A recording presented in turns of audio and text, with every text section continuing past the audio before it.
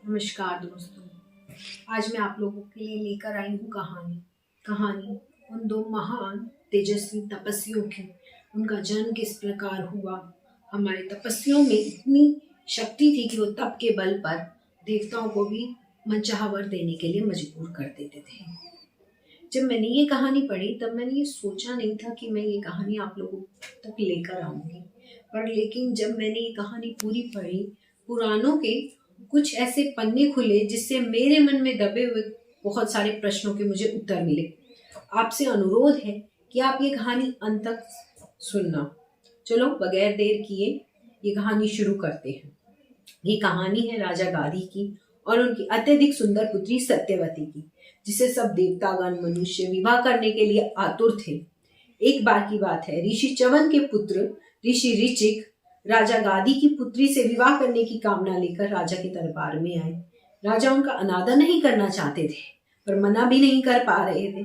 तो राजा ने अपने प्रण ऋषि को बताया कि मैं अपनी पुत्री का विवाह उसी व्यक्ति से करूंगा जो मुझे 1000 काले कान वाले सफेद घोड़े उपहार में देगा। ऋषि ने कहा, बस यही आपकी कामना है, ये तो मैं कर सकता हूँ।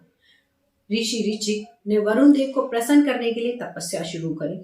तपस्या से प्रसन्न होकर वरुण देव ने उन्हें 1000 काले कान वाले सफेद घोड़े प्रदान किए और फिर यही सफेद घोड़े ऋषि ने राजा को उपहार में दिए। और अब राजकुमारी का विवाह ऋषि के साथ संपन्न हो गया। राजकुमारी अपने पति के साथ सुख से रहने लगी। विवाह के कुछ दिन बाद ऋषि ने एक यज्ञ की तैयारी शुरू कर दी। यह यज्ञ किस लिए स्वामी? अतुलनीय पुत्र प्राप्ति के लिए। सत्यवती प्रसन्न हो गई। एक दिन मैं बैठी हुई सोचने लगी, मेरे विवाह के बाद मेरे माता पिता भी अकेले रह गए हैं। उनकी तथा प्रजा की देखभाल करने के लिए कोई उत्तराधिकारी भी नहीं है। अगर मेरे माता पिता को भी उत्तराधिकारी मिल जाए तो उनका वंश भी आगे बढ़ जाएगा और अब प्रजा को भी उत्तराधिकारी मिल जाएगा। यह सुझाव ऋषि को अच्छा लगा।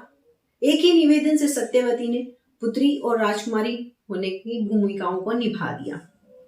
यज्ञ के अंत में यज्ञ कुंड से चावल से भरे 2 पात्र निकले, एक मिट्टी का और एक धातु का। मिट्टी का पात्र ऋषि पत्नी के लिए और धातु का पात्र रानी के लिए। ऋषि ने ये बात अच्छे से अपनी पत्नी को समझा दी। अब पुत्री ने ये दोनों चावल के पात्र अपनी माँ को दिखाए। रानी के मन में कुछ संशय हुआ और उसने अपनी पुत्री को विश्वास में लेकर दोनों पात्रों की अदला बदली कर दी। फिर सत्यवती ने यह बात अपने पति को बताई। यह सुनकर ऋषि को बहुत क्रोध आया। उन्होंने बताया कि रानी के चावलों का पात्र धातु का था, जिससे उन्हें क्षत्रिय वीर योद्धा पुत्र की प्राप्ति हो, और तुम्हारा पात्र मिट्टी का था, जिससे तुम्हें प्रबल ब्राह्मण को जन्म दोगी। किंतु तुमने दोनों पात्रों की अदला बदली कर दी, अब परिणाम भी उल्टा होगा। सत्यवती ने उनसे क्षमा याचना की और कोई उपाय करने को कहा। फिर ऋषि ने कहा, तुम्हारी माँ का पुत्र शासन तो करेगा, परंतु अंततः ऋषि बन जाएगा। इसे बदला नहीं जा सकता, और मैं अपनी संतान के संदर्भ में इतना ही कर सकता हूँ कि इसका प्रभाव एक पीढ़ी के बाद होगा। इसलिए हमारा पुत्र ब्राह्मण ही होगा, पर हमारा पौत्र विकट योद्धा बनेगा। समय आने पर रानी ने कौशिक को जन्म दिया, जो आगे जाकर विश्वामित्र के नाम से जाना गया। यही वो विश्वामित्र हैं जिन्होंने राजा दशरथ की अनुमति से राम और लक्ष्मण को वन में ले गए थे। वहां उन्होंने ताड़का वध, अहिल्या उद्धार और सीता स्वयंवर में महत्वपूर्ण भूमिका अदा की।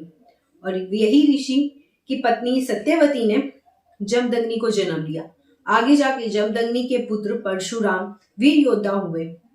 ये वही परशुराम है जो सीता स्वयंवर में शिव धनुष के टूटे जाने के पर राम के साथ युद्ध करने को आतुर थे। यही वो परशुराम हैं जिन्होंने द्वापर युग में भीष्म और कर्ण को शिक्षा दीक्षा दी थी। आशा करती हूँ आपको मेरी यह पुराणों से निकाली यह कहानी आपको अच्छी लगी। अगर अच्छी लगी हो तो please like, share, comment and subscribe. आपके लाइक और कमेंट से हमें मोटिवेशन मिलेगा और हम और नई नई कहानियां आपके सामने लाने के लिए मोटिवेट होंगे। धन्यवाद।